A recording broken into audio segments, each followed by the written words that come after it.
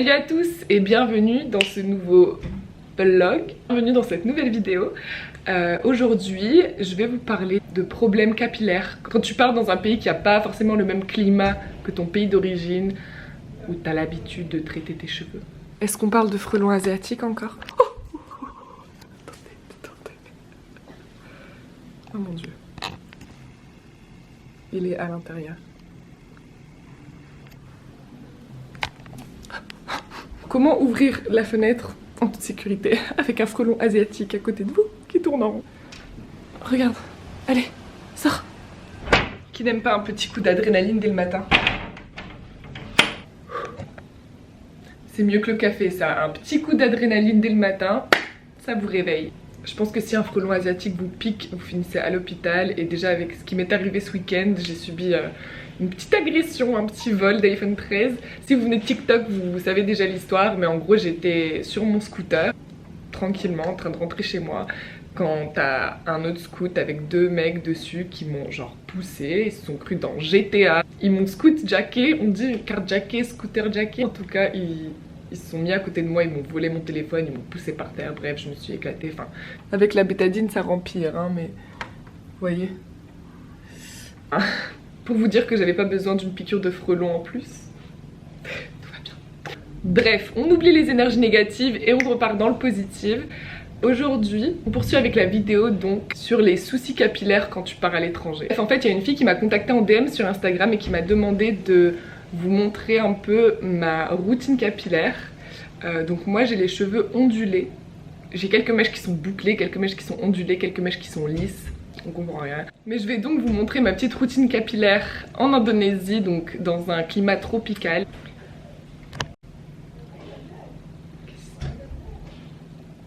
Les problèmes capillaires, c'est très courant quand tu voyages. L'eau de ta douche, elle est vraiment différente en fonction des pays également. Il y a certains pays, il y a beaucoup de calcaire, elle est pas saine, elle est très, comment tu dis?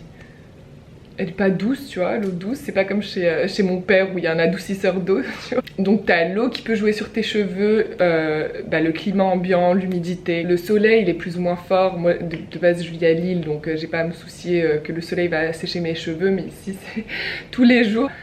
Les shampoings que tu trouves ici, par exemple, je trouve pas tous les produits que j'ai en France, par exemple à Bali. Mon mode de vie, c'est-à-dire que je vais souvent dans l'eau de la mer, l'eau de la piscine, mes cheveux sont tout le temps mouillés, donc bref. Mes cheveux, c'est vraiment beaucoup d'entretien quand je suis ici. Puis, c'est mon jour, je vais laver mes cheveux. Pour tout vous dire, j'ai un date ce soir, donc je me prépare. Je vais me préparer en même temps pour mon date. J'ai les cheveux plutôt sèches et fins. Ils sont très fins. Et après, ce qui est important à savoir aussi pour chacun, pour savoir quels produits utiliser et comment les hydrater, c'est la porosité de votre cheveu. Chaque poil, en fait, chaque cheveu a des écailles et elles sont plus ou moins fermées. Et ça va déterminer la porosité du cheveu, qui va ensuite déterminer en fait quel type de produit tu vas mettre sur ton cheveu. Pour savoir votre porosité, déjà, en fait, ce qu'il faut faire, c'est prendre un verre d'eau. Vous remplissez un verre d'eau et vous trempez un cheveu sec, un cheveu propre et sec dans le verre d'eau. Si le cheveu reste en surface, c'est qu'il a une porosité faible. S'il est au milieu, c'est porosité moyenne. S'il est en bas, c'est porosité forte. Et par exemple, les cheveux qui ont des porosités faibles, ça veut dire que les produits ils ont un peu de mal à rentrer dans le cheveu. Donc là, il faut privilégier les masques que tu mets longtemps, genre les masques de 30 minutes que tu laisses poser, etc. Et à l'opposé, quand tu as une porosité forte, là, il faut vraiment hydrater le cheveu parce que ça veut dire que l'hydratation rentre facilement, mais elle sort facilement aussi. Donc là, c'est des huiles, des masques, de l'hydratation à fond, tu vois. Tu prends un verre d'eau et tu mets un cheveu donc propre et sec à l'intérieur et tu attends 15 minutes. Là, moi, j'ai attendu 1 heure sa mère. Mon cheveu, il n'a pas coulé, il est resté en surface. Attendez, je sais pas si vous voyez. Donc ça fait 1 heure que j'espère que mon cheveu va au milieu, mais rien du tout. Ah, on voit. Donc vous voyez, mon cheveu, moi, il est resté à la surface. Ça veut dire que j'ai une porosité très faible. Donc tous les produits hydratants ne rentrent pas à l'intérieur. Moi qui fais des masques de coco, de karité, tout ça, en fait, ça sert à rien. C'est pire. Excellent. Donc maintenant, je sais quoi faire. Je vous mets tout de suite les conseils. Et voilà les conseils pour les différents stades de porosité du cheveu. Vous pouvez mettre pause sur la vidéo.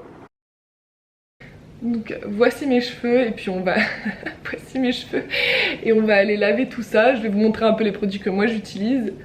Je fais vraiment cette vidéo parce qu'on me l'a demandé en DM, mais je ne suis pas du tout une professionnelle des cheveux. J'ai juste travaillé dans la cosmétique, des produits capillaires. J'ai quelques petites connaissances, mais j'ai vraiment pas, voilà, je n'ai pas des diplômes ou quoi que ce soit dans les cheveux. Donc première étape, moi je brosse toujours mes cheveux avant d'aller sous la douche. Je sais que c'est pas toujours bien, mais en fait je me vois mal shampouiner mes cheveux tout en mêlant.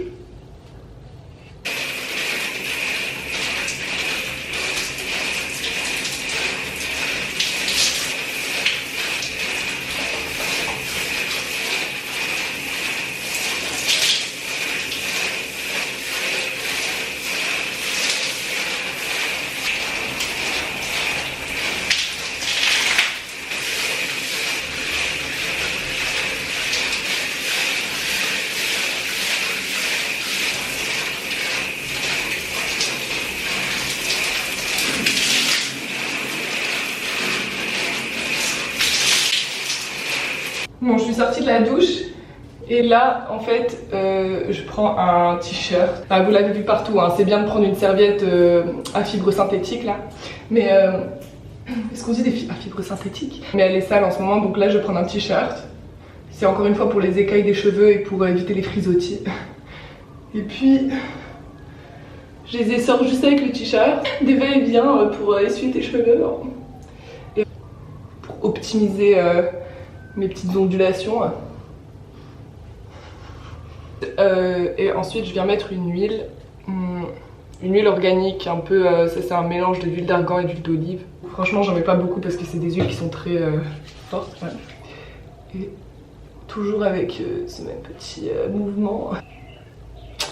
Et puis je laisse sécher à l'air libre. J'utilise jamais de sèche-cheveux, je laisse sécher à l'air libre. On retrouve quand c'est sec. Non mais regardez, on a du staff. Donc on a du personnel qui vient tous les 2 jours nous changer nos draps, nos serviettes. Attendez, regardez. J'ai l'impression de vivre dans un hôtel. On a aussi plié nos petites serviettes comme ça. C'est la vie qu'on mérite tous. Bon, le résultat final. Mais alors faut savoir que mes cheveux ont pas du tout la même texture que quand je vivais à Barcelone par exemple.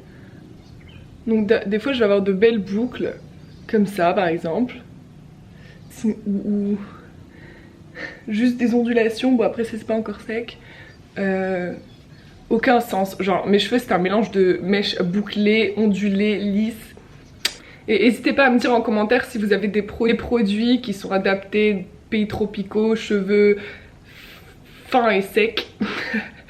Si vous avez, n'hésitez pas à me le dire en commentaire, ça me serait d'une grande aide. Je trouve pas énormément de produits ici, mais toute aide est la bienvenue. Bon là ils sont pas secs à 100% encore. C'est ma routine tropicale on va dire. Donc c'est mes cheveux sous ma routine tropicale. J'espère que vous avez aimé la vidéo. Bon maintenant qu'on m'a volé mon iPhone, pour que je reposte des stories souvent ça va prendre un petit peu plus de temps. Mais en tout cas je lâcherai des posts toutes les semaines. L'Instagram, mon TikTok, mon Insta. Allez checker ça.